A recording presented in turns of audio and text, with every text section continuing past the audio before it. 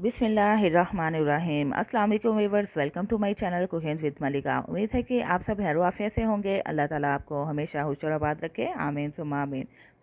तो व्यूअर्स, आज फिर हाजिर हूँ आपकी खिदमत पे एक नई रेसिपी के साथ। आज हम बहुत ही मज़ेदार किस्म का हैदराबादी चना पुलाव रेडी करने जा रहे हैं। और व्यूअर्स, अगर ये आप चना पुलाव बनाएंगे ना तो चिकन पुलाव, बीफ पुलाव मुकम्मल तौर पर भूल जाएंगे। बहुत ही टेस्टफुल और बहुत ही यमी बनने वाला है। आपको इसकी लुक से भी अंदाज़ा हो रहा होगा कि कितना मज़ेदार बना है।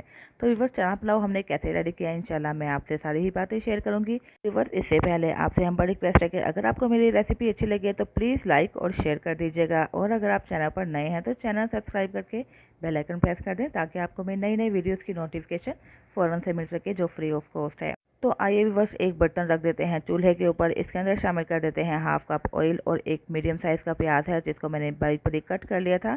इसको ऑयल के अंदर शामिल करके लाइट गोल्डन कलर आ जाने तक फ्राई कर लेंगे। तो प्याज को हमने फ्राई करने के बाद एक प्लेट पे निकाल लिया है। अब हमने बाकी जो ऑयल बचा है ना, इसके अंदर शामिल कर देंगे 2 टेबलस्पून भर के लहसुन अदरक के। इसको भी लाइट गोल्डन कलर आ जाने तक फ्राई करेंगे।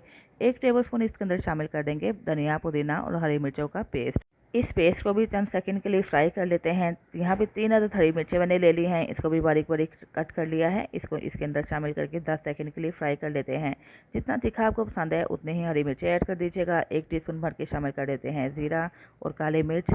थोड़े से दालचीनी के टुकड़े हैं, 4 अदद लौंग हैं, 1 बड़ी इलायची है, 4 छोटी इलायची हैं, 2 बादियान के फूल हैं और 2 अदद तेज़पात हमने इसके अंदर शामिल करके इसको भी फ्राई करना है ऑयल के अंदर 2 से 3 मिनट के लिए। तो बस व्यूअर्स, साबुत मसालों को हमने फ्राई कर लिया है।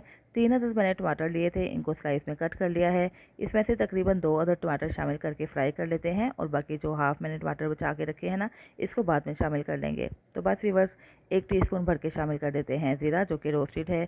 1 टीस्पून शामिल कर देते हैं खुश्क धनिया, जिसको मैंने हाथों की मदद से ही क्रश कर लिया है। अगर आपको हाथों से क्रश करना थोड़ा दुश्वार लगे तो आप इसको कूट भी सकते हैं। तो यहाँ पे बस हाफ टी स्पून मैंने शामिल कर दिया है धरा मिर्च। 2 टीस्पून शामिल कर देते हैं नमक, या नमक आप अपने टेस्ट के अकॉर्डिंग भी ऐड कर सकते हैं। और यहाँ पे है 1 पाव चने, जिसको मैंने अच्छे तरीके से बॉयल कर लिया है और इसका पानी अलग कर लिया है। पानी हम कहाँ पे यूज़ करेंगे इंशाल्लाह मैं आपको ज़रूर बताऊँगी। तो सारे स्पाइसेस के साथ चनों को हम फ्राई कर लेते हैं 2 से 3 मिनट के लिए, और उस वक्त तक फ्राई करेंगे जिससे कि टमाटर बिल्कुल सॉफ्ट हो जाएं। तकरीबन 2 से 3 मिनट गुजर चुके हैं, मीडियम फ्लेम पे हमने चनों को फ्राई कर लिया है। अब हम इसके अंदर शामिल कर देते हैं 2 से 3 टेबलस्पून के करीब दही के, और दही के साथ भी चने को भून लेते हैं।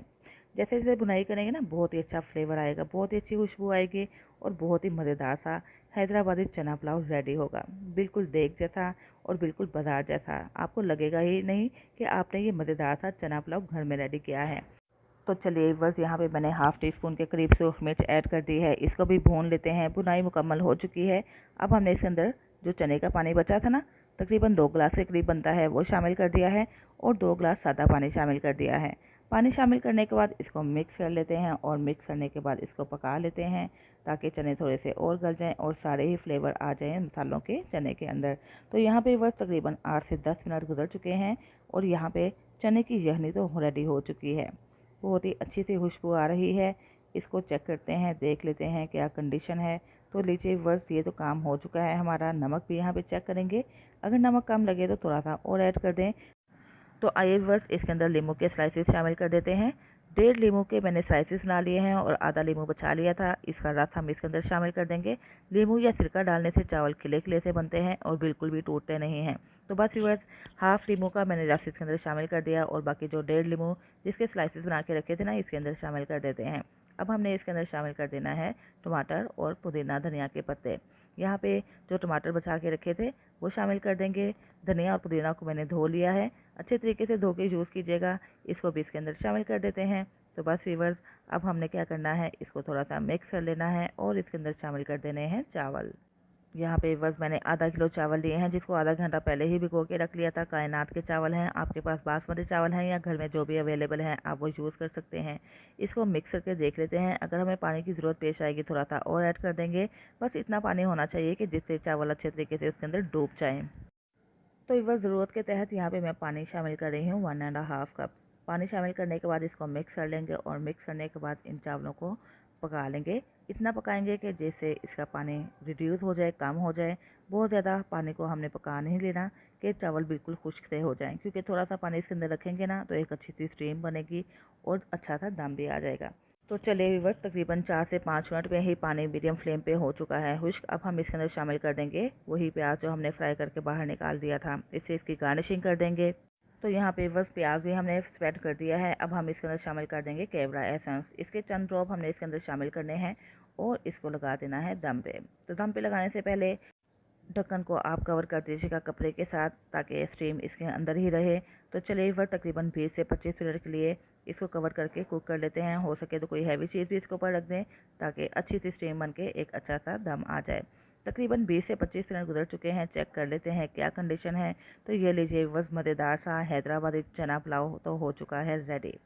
जल्दी से जाइए, बनाइए और खूब इंजॉय कीजिए। उम्मीद है व्यूवर्स आपको मेरी ये रेसिपी पसंद आई होगी।